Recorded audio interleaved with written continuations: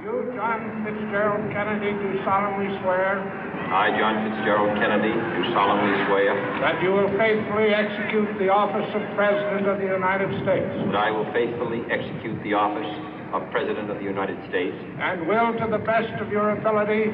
And will, to the best of my ability. Preserve, protect, and defend the Constitution of the United States. Preserve, protect, and defend the Constitution of the United States. So help you God.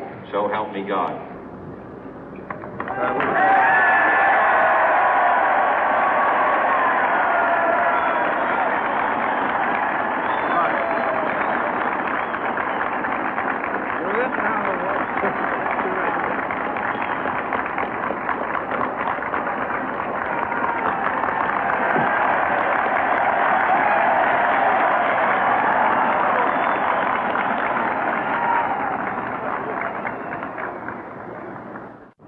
Vice President Johnson, Mr. Speaker, Mr. Chief Justice, President Eisenhower, Vice President Nixon, President Truman, Reverend clergy, fellow citizens.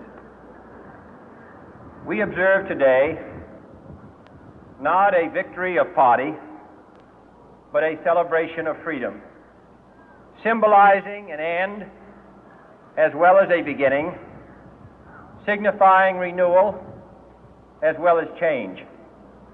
For I have sworn before you and Almighty God the same solemn oath our forebears prescribed nearly a century and 3/4 ago.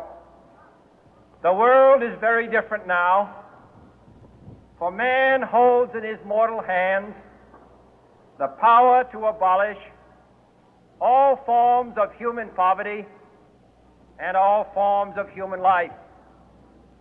And yet the same revolutionary beliefs for which our forebears fought are still at issue around the globe. The belief that the rights of man come not from the generosity of the state, but from the hand of God. We dare not forget today that we are the heirs of that first revolution. Let the word go forth from this time and place to friend and foe alike that the torch has been passed to a new generation of Americans born in this century, tempered by war, disciplined by a hard and bitter peace, proud of our ancient heritage, and unwilling to witness or permit the slow undoing of those human rights to which this nation has always been committed and to which we are committed today at home and around the world.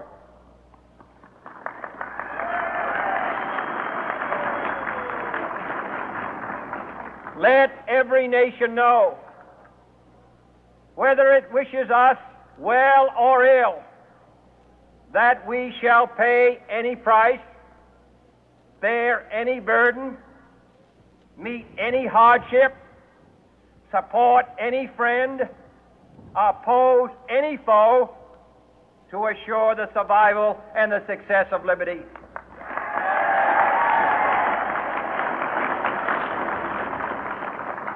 This much we pledge and more. To those old allies whose cultural and spiritual origins we share, we pledge the loyalty of faithful friends. United, there is little we cannot do in a host of cooperative ventures. Divided, there is little we can do, for we dare not meet a powerful challenge at odds and split asunder. To those new states whom we welcome to the ranks of the free, we pledge our word that one form of colonial control shall not have passed away, merely to be replaced by a far more iron tyranny. We shall not always expect to find them supporting our view, but we shall always hope to find them strongly supporting their own freedom, and to remember that in the past, those who foolishly sought power by riding the back of the tiger ended up inside.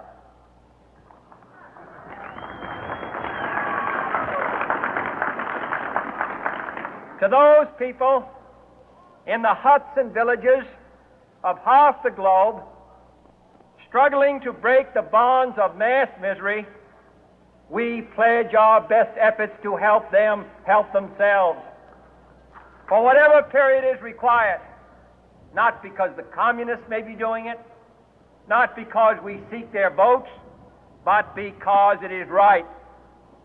If a free society cannot help the many who are poor, it cannot save the few who are rich.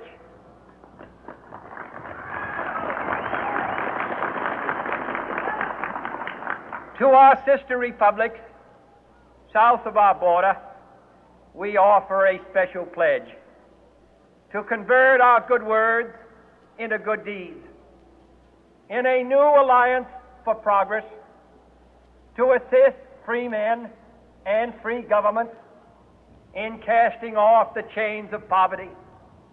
But this peaceful revolution of hope cannot become the prey of hostile powers. Let all our neighbors know that we shall join with them to oppose aggression or subversion anywhere in the Americas. And let every other power know that this hemisphere intends to remain the master of its own house.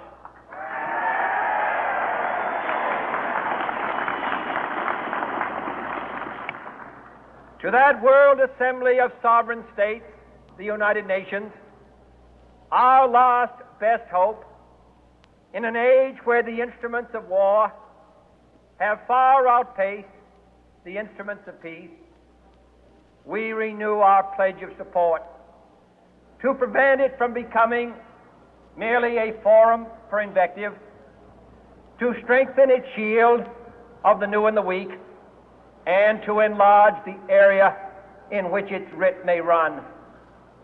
Finally, to those nations who would make themselves our adversary, we offer not a pledge, but a request that both sides begin anew the quest for peace. Before the dark powers of destruction, unleashed by science, engulf all humanity in planned or accidental self-destruction, we dare not tempt them with weakness, for only when our arms are sufficient beyond doubt can we be certain beyond doubt that they will never be employed. But neither can two great and powerful groups of nations take comfort from our present course, both sides overburdened by the cost of modern weapons, both rightly alarmed by the steady spread of the deadly atom, yet both racing to alter that uncertain balance of terror that stays the hand of mankind's final war. So let us begin anew, remembering on both sides that civility is not a sign of weakness, and sincerity is always subject to proof. Let us never negotiate out of fear, but let us never fear to negotiate.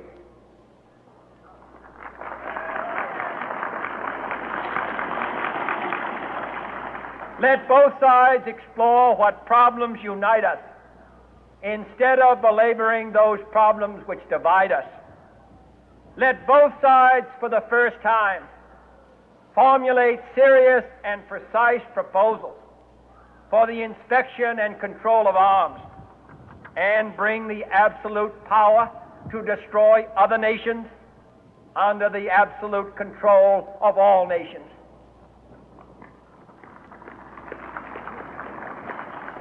Let both sides seek to invoke the wonders of